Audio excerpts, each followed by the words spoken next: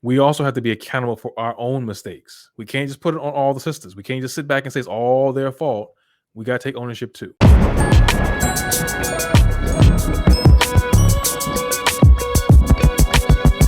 What's up, family? Welcome back to the channel. I'm your host, Thatbaldbrutha. Today, we're going to be sliding over to the Harmony Pill channel to find out her thoughts on some of the hot topics in the manosphere. Let's get into it. Ladies, I hate to break it to you like this, but men do not care about your degree and how much money you make and what you're driving. Trust and believe they don't care. Your PhD and your six-figure salary is not going to make a man commit to you. That's not going to make him choose you over someone else. Quite honestly, those are completely irrelevant to men. Why do I say this? Because I hear it directly from the men's mouths. They don't care. You do not automatically have precedence over another woman, and you do not automatically get the guarantee of men to commit to you just because of what you are on paper. They do not care. Your degree is not going to make you a good wife. I'm sorry. The amount of money that you make is not going to make you a good mother. It's not. It's about your character. They're looking at your character. They're looking at if you can actually get on the program with them and not compete with them, right?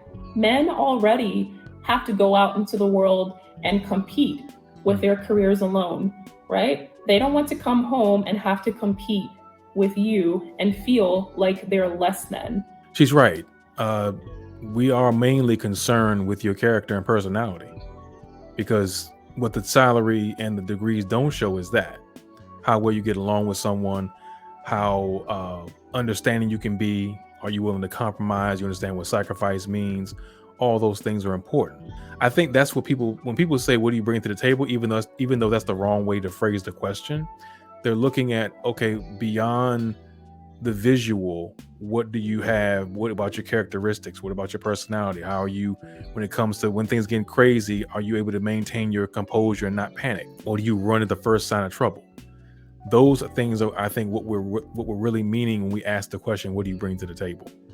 Not necessarily from a monetary aspect. If you were hearing men consistently saying this within the manosphere, the fact that no one cares about your PhD, it's for a reason. It's because they don't care. Your degree is not going to make you a good wife. The amount of money that you make and the car that you drive and all of your accomplishments on paper are not going to make you compatible, cooperative, and easy to live with and easy to get along with and capable of making a marriage work. You can have all of those qualities, six-figure salary, PhD, master's, whatever level of education, the nicest car, and be a completely horrible match and impossible to deal with for a guy.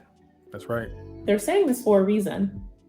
We have to listen. If I want to be with a man and I hear this man and other men making the same complaints about their experiences with women and what frustrates them, guess what I'm going to do?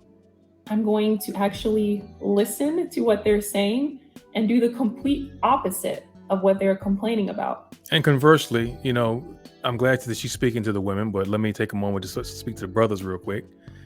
We also have to listen, gentlemen, because the women are telling us what they don't like as well.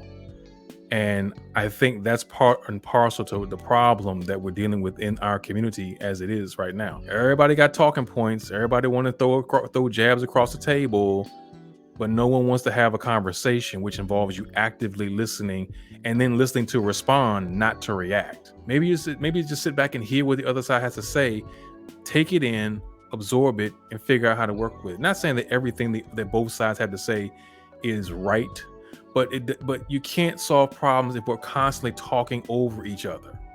You making a point, but I got to get my word in. You got to get your word in. No one can hear us if we're over talking each other, and that's how nothing gets solved, because we're constantly over talking.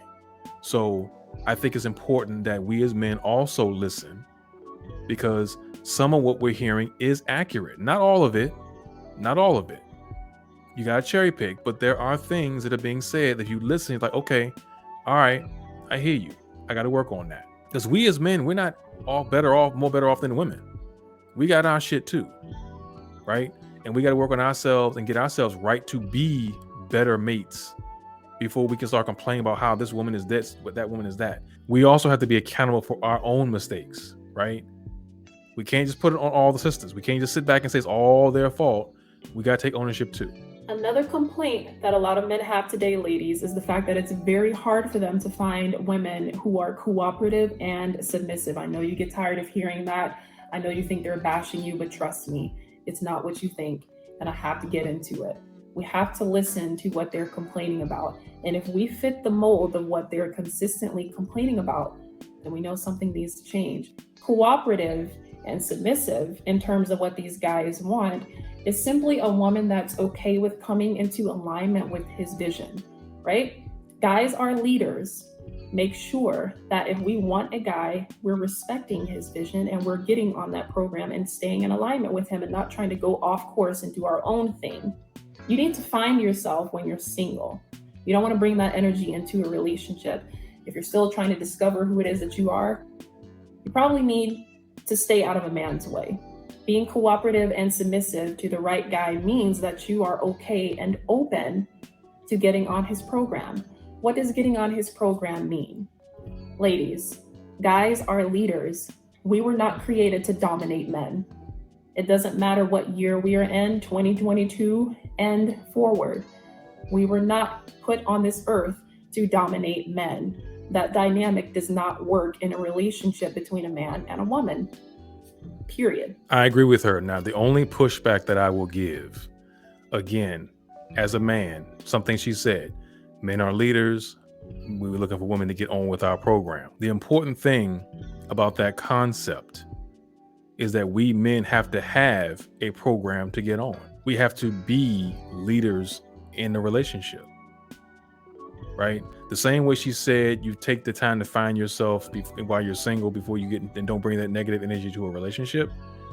That's what the same thing goes for us men. We need to take the time to grow, mature, and learn how to be leaders so that when we get with a woman, then we can lead. Based on my own experience and the relationships, the failed relationships that I've been through, I can say that I was not leadership material at the time. So it's very hard for a woman to get in alignment with a man who's not in alignment with himself. And there are many of us that are still trying to figure that out. But at the same time, while we're figuring it out, we're hopping from relationship to relationship, bed to bed, thinking that we're doing the right thing. And we're actually doing more damage, doing more harm than good. Taking the time to do the self-work to make sure that you are mature enough to handle a relationship. Because if someone's going to leave you in charge of something, you need to know what the hell you're doing with it.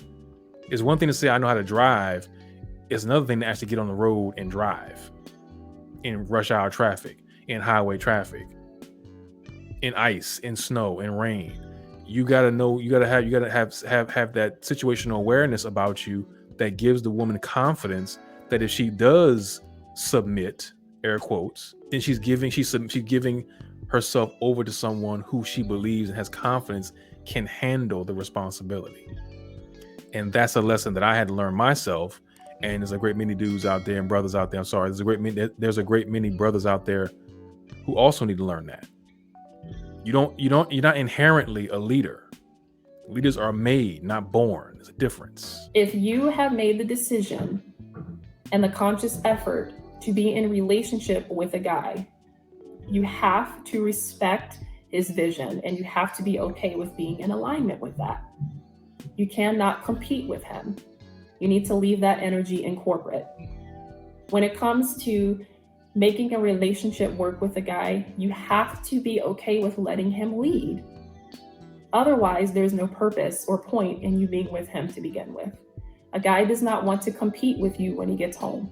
A guy does not want to compete with your vision. A guy does not want to have an opponent in a romantic relationship.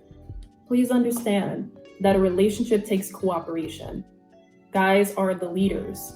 They just are. That is what it is. You cannot change that. And you have to respect that. So if you are with a guy that has a vision that's not what you want, just leave. It's as simple as that. You don't need to stay in the boxing ring and compete with him. If he is not what you want, if he is going in a place that you can't see yourself being comfortable with, just leave. Don't sit there and rest in masculine energy that you were not created to have and try to do your own thing and dominate him. It's not going to work. Just leave. And that's good advice, because with you sticking around for something like that, you're just creating toxicity, and you're subjecting yourself to a lot of emotional headache and heartache for no reason. And I get it. You want to give people a chance. You believe, and you want to hope that people will come. Will come to their senses, I guess, is what you might be hoping for. But sometimes you got to see the forest for the trees and just say, you know what, this isn't for me, and walk away from it. But if this is a man that you know is for you, this is a man that you want to commit your life to or commit your time to in the season that you're in, you have to be okay with respecting his vision, letting him be the leader, and being in alignment with his purpose.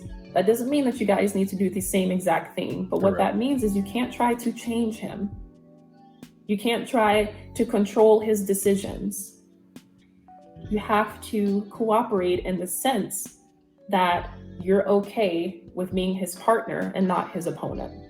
Shout out to the Harmony Pill for a great video. I appreciate you opening the lanes of communication. I think that's something that's missing from this manosphere, is a lot more conversations instead of all the yelling back and forth. I look forward to more videos from her. And let me know in the comments your thoughts about what she said regarding women's understanding about what men are looking for. If you found the content we discussed today very helpful, please leave a like. And don't forget, on your way out the door, to hit that subscribe button and click the bell notifications so that you know anytime that I post new content. Until next time, peace.